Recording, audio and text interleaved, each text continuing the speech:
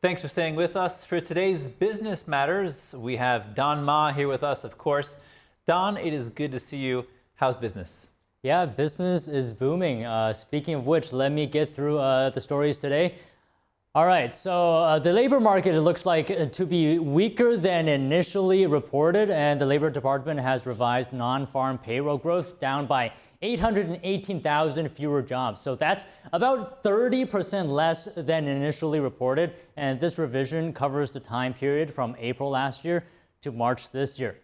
Now, the sector with the biggest downward adjustment was professional and business services.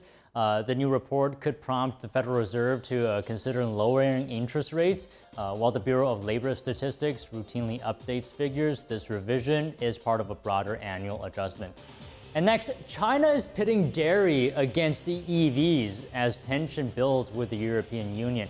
So what I mean here is that the Chinese regime has launched an anti-subsidy probe into dairy imports from the EU, and this comes a day after Brussels shared its revised tariff plan for Chinese-made electric vehicles, and the EU revised its proposed punitive duties to about 36%.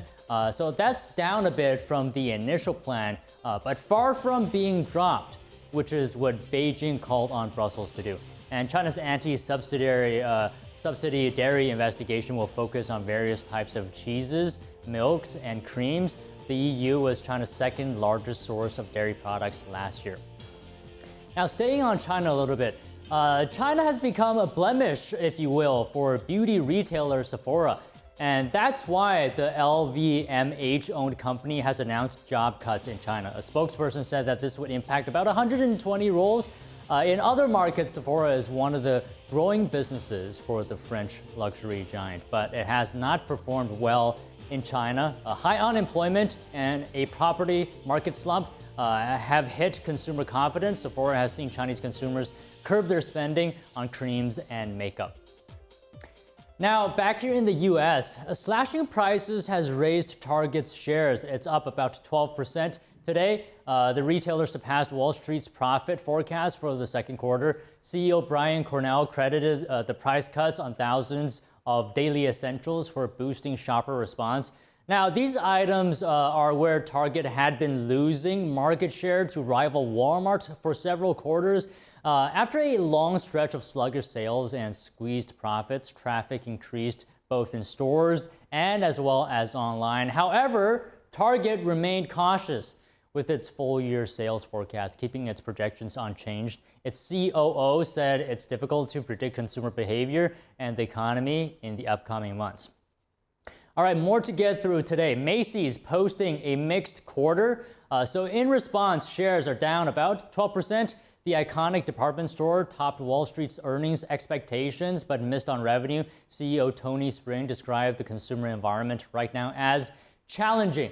And in an interview as well, he said that shoppers aren't spending as freely across all Macy brands. And Spring said that even affluent consumers aren't buying as much as they were a year ago. Now, comparable sales at Bloomingdale's, which is owned by Macy's, declined. Beauty brand Blue Mercury, on the other hand, saw a rise in comparable sales. But the namesake Macy's brand remained the company's weakest performer. Now, when you're grocery shopping, have you noticed that digital price tags on the shelves? Well, retailers are increasingly using tiny screens to display prices instead of pieces of paper. But could retailers use them to exploit consumers? Take a look. Digital price tags are here. Old-fashioned price tags use up tons of paper and take a ton of time to replace. But digital price tags can be changed from a smartphone. One Walmart employee says that saves a lot of time. Before digital shelf labels, doing an store price change took a couple of days, and now it takes only minutes.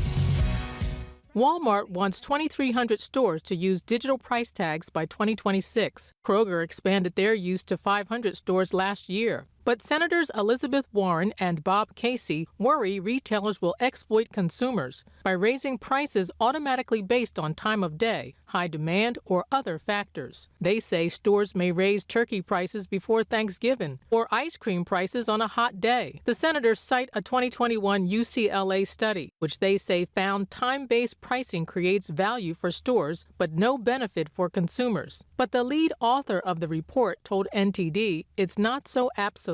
It really depends on the competition.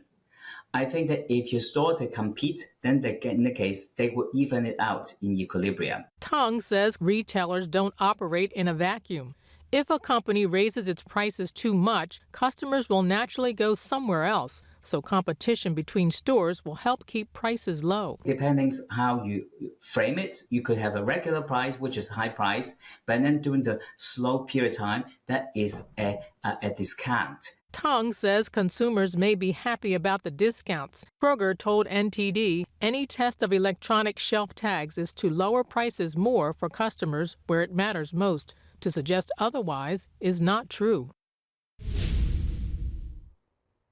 Now, today, let me also mention a little bit about aviation safety. The FAA is referring fewer unruly airline passengers to the FBI, and this is compared than they did during the pandemic.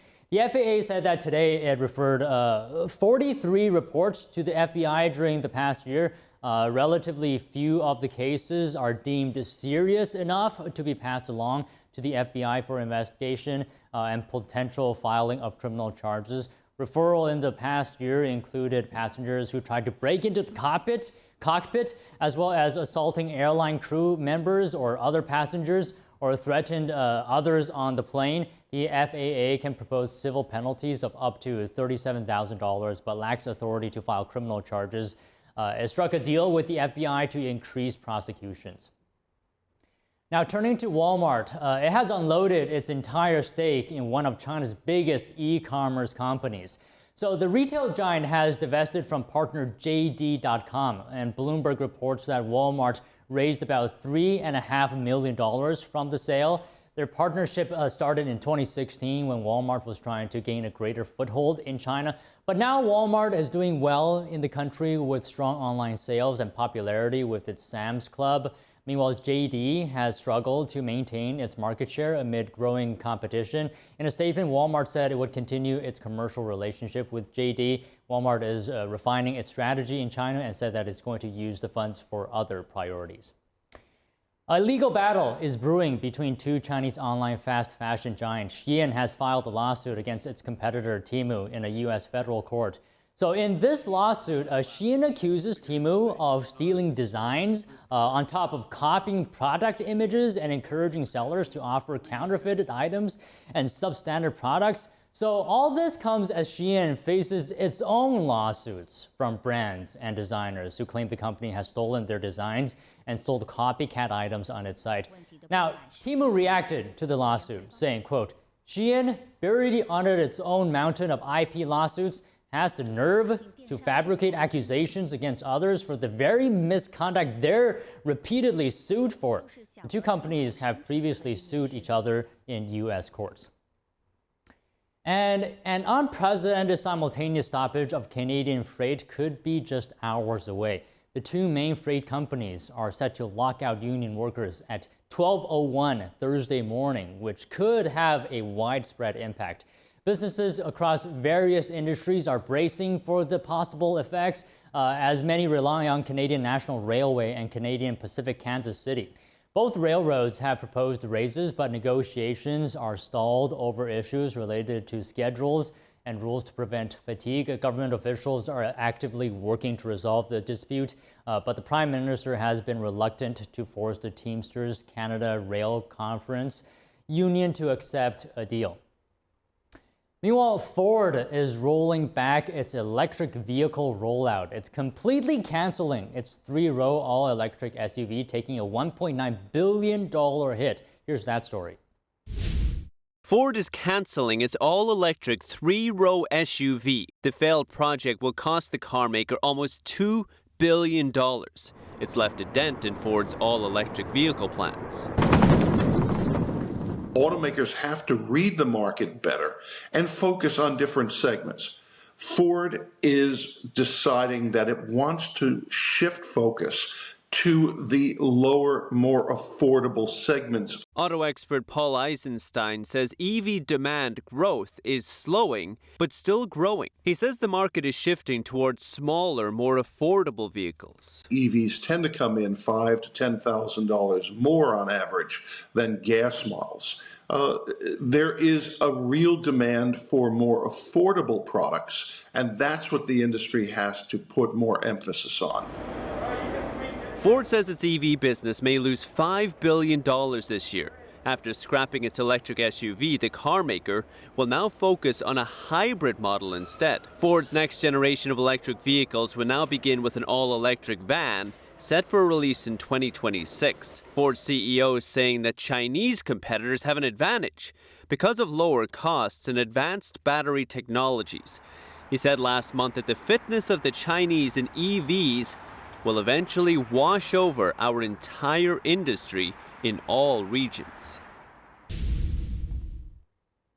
Now, the price of used cars was actually one of the bright spots in last month's CPI inflation report, down almost 11% since last year and 20% from their pandemic highs. And Edmunds reporting that the price of used EVs are down 20% since last year. So what's the deal there? Joining me live now is Lauren Fix, automotive expert at Car Coach Reports. Lauren, how are you doing? That's a nice car you're in. Looks interesting.